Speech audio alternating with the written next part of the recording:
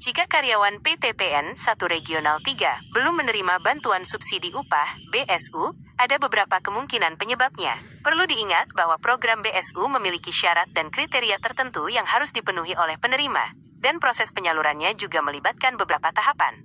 Berikut adalah beberapa alasan umum mengapa BSU mungkin belum cair. Kriteria penerima tidak terpenuhi. Pemerintah telah menetapkan syarat-syarat khusus untuk penerima BSU. Jika karyawan PTPN 1 Regional 3 tidak memenuhi salah satu atau beberapa kriteria ini, maka BSU tidak akan cair.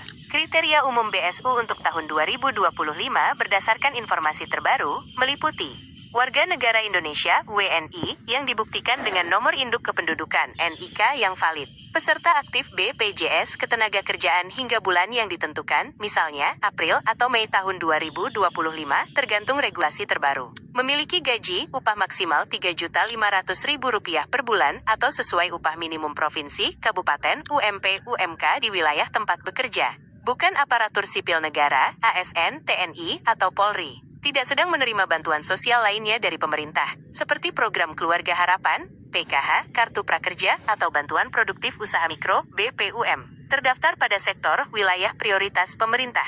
Kendala data dan administrasi, proses penyaluran BSU sangat bergantung pada validitas data. Beberapa masalah yang sering terjadi adalah data tidak valid atau bermasalah. Ini bisa termasuk nama yang tidak sesuai dengan NIK, nomor rekening bank yang tidak aktif, atau rekening ganda. Perusahaan belum melaporkan data. Data pekerja harus dimasukkan melalui aplikasi SIPP oleh petugas perusahaan yang ditunjuk. Jika data karyawan belum dilaporkan atau ada kesalahan dalam pelaporan oleh PTPN 1 Regional 3 ke BPJS Ketenagakerjaan, BSU tidak akan diproses. Verifikasi dan proses administrasi masih berjalan. Pemerintah melakukan verifikasi ketat untuk memastikan BSU disalurkan tepat sasaran. Proses ini mencakup validasi NIK, status kepesertaan aktif BPJS Ketenagakerjaan, dan kondisi penghasilan pekerja. Jika tahap ini masih berlangsung, pencairan bisa tertunda.